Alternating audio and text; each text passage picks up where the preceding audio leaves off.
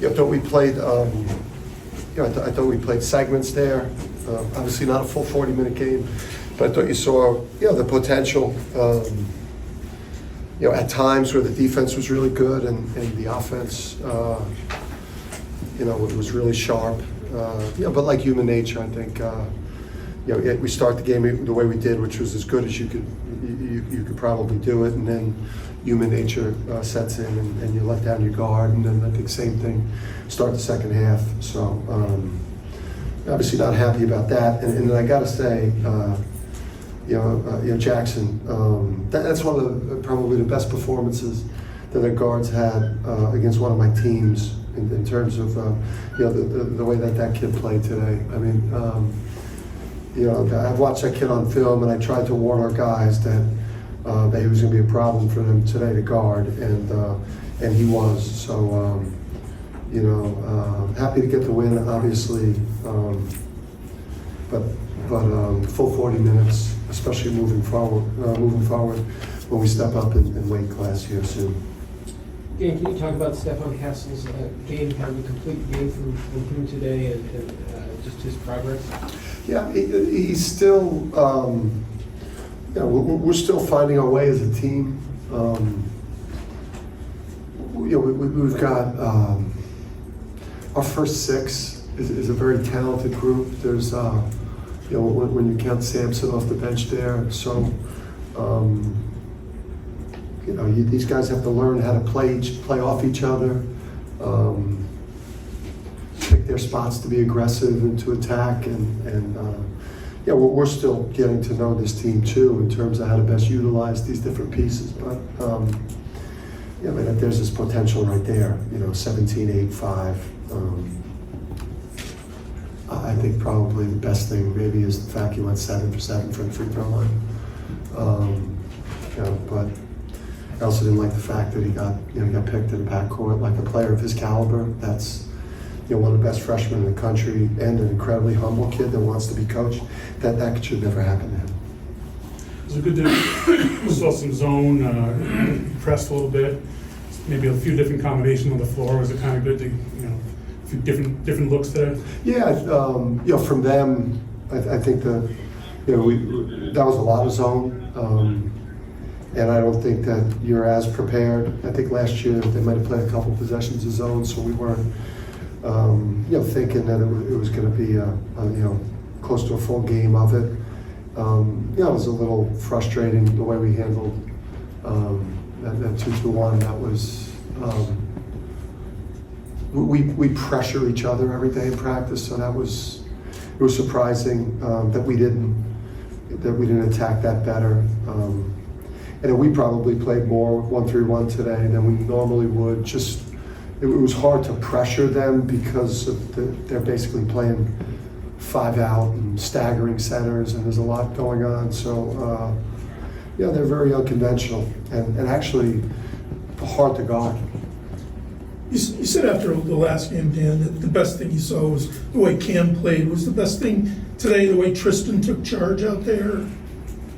Yeah, I think the way he started the game, he got us off to a fast start. And, a guy's a national champion, a guy with multiple triple doubles, a guy that went for a huge game in the national championship game. I mean, that's kind of what he should do for us. I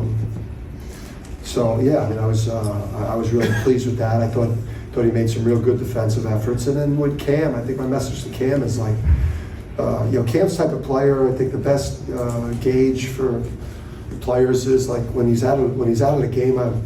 I can't wait to put him back in the game. You feel that way about Alex. You feel that way about Cam. He hasn't got his 3-point shot going yet, but he's had a huge impact on our offense. The way the ball moves, our intelligence, our game processing. How much has Tristan grown since the last year's season opener? Just the confidence level should be through the roof. I mean, he played maybe his best game of the season last year in front of 75,000 people. And I won the national championship. So, I mean, when you take the court as a national champion, your confidence should just be off the charts. And he works hard, and we work hard with him. And we're pushing him. I've been pushing him. And I think our relationship is better than it was last year by a long shot. I have a lot more respect for the way he goes about his business. He doesn't have to have the same personality as me, but in his own way, he's going to continue to grow as a leader. I'm not worried about the production. I'm worried about just who's going to lead this team. Dan, it's important to not only win these games, but kind of win them convincingly with the net and that kind of stuff in the background. Is that? What did you have me mic'd when I said the last 2 games when I've said to the officials you can't ref these games to the score because of Torvak, Ken Palm. So that's a yes then. Listen, I think 2 things. Number one, it's you have those things are important, and you're trying to develop a mentality of quality, top quality, and top execution, and full 40-minute game mentality. Obviously, the challenge in some of these games is, and these games are necessary. These games are important. We need to be able to play these young guys, these freshmen, get them minutes. Let them build some confidence before we start playing these monster games. So yeah, there's a lot that goes into the final score. Coach, what do you think is the biggest sort of thing you can do in preventing Tristan from going into some of those lulls he saw last year? I think we can't afford it is a good way. I think last year with Hawk and Andre and Adama and Joey and Naheem, that was a heck of a guys that if you don't have your A game, you can get by with a C-. But with the way that this team is constituted, for us to go for the big things, and he's got to play at an all Big East level on a nightly basis, and he knows that. Samson, in the first half, he blocks a shot on one end, sprints down the court, gets a dunk on the other. I think he's had 8 dunks and 1 layup this year. Can you just talk about his motor and how he's been playing for you? Yeah, he just brings a different element that that center, movement center, running and rolling and eventually I think switching and hedging ball screens hard, just give it a different look than Donovan gives us. I was not overall. I don't think it was a good performance. I thought that tandem could have been better. Samson one defensive rebound.